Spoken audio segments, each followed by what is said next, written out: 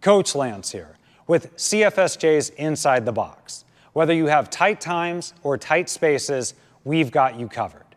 What you're about to follow along with is a 1-hour class shrunk into a 10-minute video. How do we do it?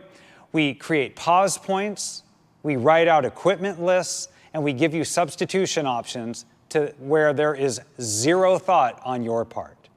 So whether you have a hotel room, a hotel gym, or you're lucky enough to be outside, we're going to give you that great CFSJ feel when you're not at CFSJ. So let's take a look at the equipment list. Most of the times fairly minimal, and a lot of times you can substitute these things for things you have around your house, whether it be a water bottle or a filled up backpack. So let's go ahead and grab your phone, let's check out this equipment list, and let's get going.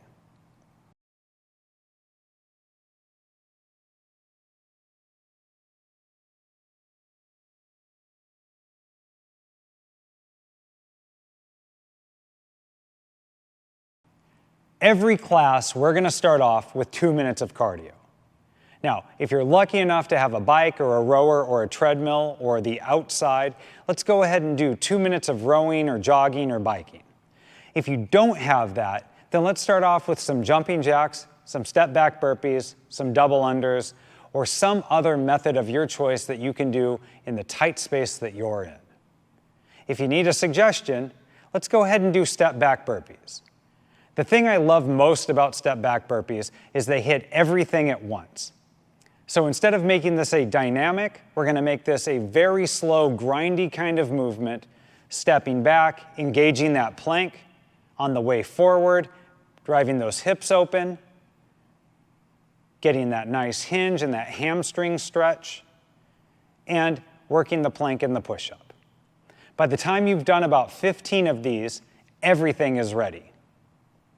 Now again, it's your choice, so let's go ahead and start those 2 minutes now.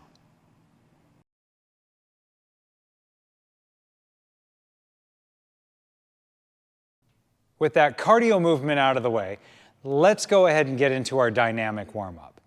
These 4 exercises are meant to get the core strong, the hips moving, and the shoulders stable. Starting off with the Spider-Man with a twist. Let's go ahead and get into that plank position. Drive that right foot forward to the right hand, twisting into the knee, optional, twisting outside of the knee. 5 each side. Moving on to scapular Superman, we're going to go ahead and get into that prone position, holding a Superman with the hands in front, driving the elbows down towards the rib cage. Next, we're going to move on to scorpions. So still from that face down position, we're going to leverage the hand, pulling the left foot across the back of the body over to the right hand. We're going to alternate and do the same thing on the other side, 10 total, 5 each side. And for those hamstrings, we're going to go ahead and flip over. Laying on our back, we're going to bring our right leg up, try to hit it at 90 degrees, and then crossing over the body, let the right foot reach the left hand. Alternating a total of 10. Now again, if you need something a little bit more, maybe even pull back from one of last week's or yesterday's workout, please go ahead and add any dynamic moves that you need. If you need one more round of this to feel good, go ahead and pause me here and meet me back at the activation.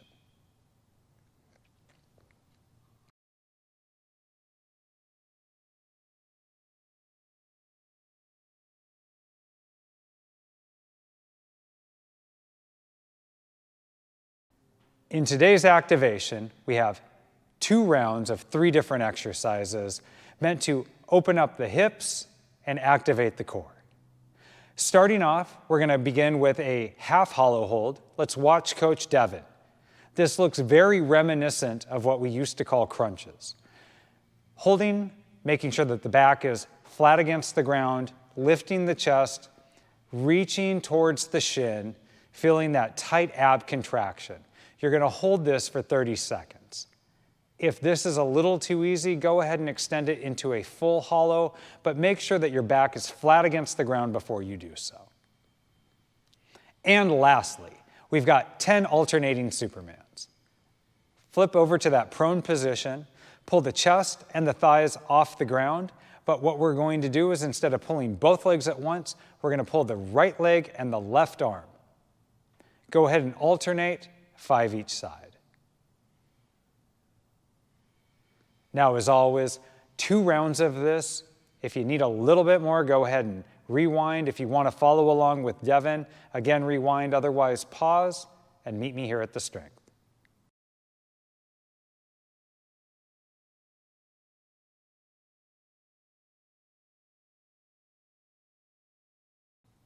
Today's strength focuses on the development of our Olympic weightlifting skills. We're going to be working different positions of the clean and the front squat. So in order to get us really mobile, if that activation hasn't helped, we're going to work through a basic clean warm-up. Let's go ahead and grab a dowel or an empty barbell if you have one, or even a strap. Anything that's going to serve the purpose of keeping our hands equidistant from our hips. We're going to start off with 3 clean deadlifts. Starting from the shin position, clearing the knees, coming to full extension. On each of these 3, start slow on the first one, build speed on the second, and go at speed on the third. Moving on, we've got 3 clean high pulls, continuing on that deadlift to the chest position, making sure that the shoulders shrug, the elbows stay high. Next, we're going to shoot those elbows through for 3 muscle cleans. Remember, with the muscle clean, there is no redip. You're going to start pushing those elbows through around the point of your belly button. Next, we're going to work into 3 front squats. So let's hold that last muscle clean, widen the stance out a bit, and give me 3 front squats, keeping the chest up. Next, we're going to add the power clean plus the front squat. So bringing it back down, starting at shin position, go ahead and give me a clean, catch in a partial squat. Let's hold there for a second and continue on that front squat. 3 reps. Now that we're warmed up for that, let's go ahead and put these movements into an Olympic skill complex. Our skill complex is going to start in the hang position, and we're going to go a hang power clean. That's from the point of just above the knees to a slight squat, catching at the shoulders. From here, we're going to continue that squat down into a front squat, standing again, and then putting both of those movements together in a hang clean. Slow path of travel until above the knee, then start to explode. Full hip extension as you drop under the bar, standing and returning back to the shin. Now, the thing that makes it complex is we are going to try to do this without dropping the bar at all. If you have a barbell, we're going to do 1 of each of these. If you're working with a dowel or a strap or some light implement, let's go ahead and do 3. So every 2.5 minutes, if you have a dowel, you're going to do 3 hang power cleans, directly into 3 front squats, directly into 3 hang full cleans. And now you're going to need that timer. Let's go ahead and set our timer for 2.5 minutes. We're going to do 5 rounds of this complex. If you get caught up, rewind, go ahead and watch Coach Devin demonstrate again. Take your time with this. In subsequent rounds, say round 4, round 5, what we're going to be looking for is speed. So start to develop the confidence in that, make these snappy. Now, with everything set, let's go ahead and get that timer set. 2.5 minutes, beginning now.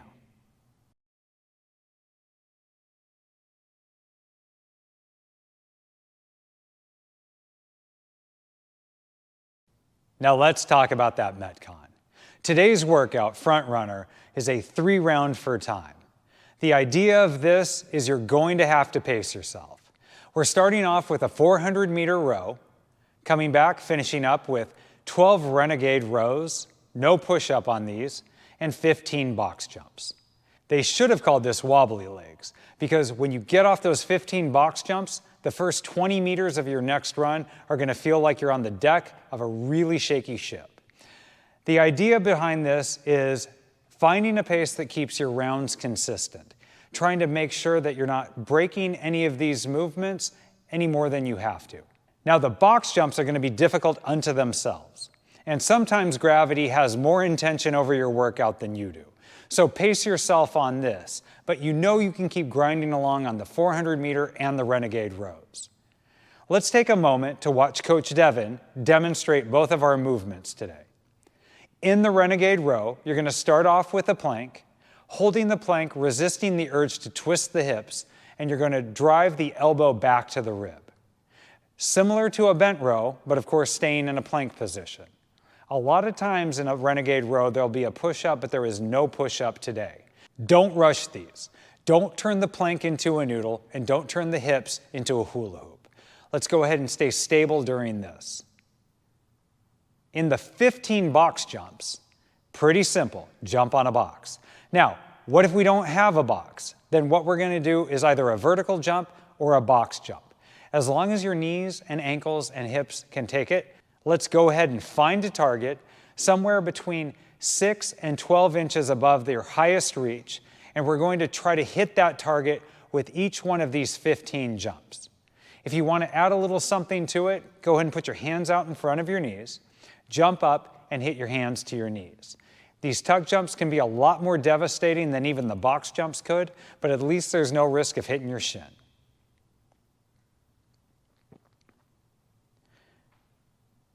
Now, the intention of a workout like this is to make sure that you're doing everything you can when you can. Again, the jumps are going to have their own mind, so let's make sure that we're hitting it hard on the 400 and staying consistent on the renegade rows as we do all 3 rounds of these. Let's go ahead and get our bells together, turn our playlist on, and set our timer. In 3, 2, 1,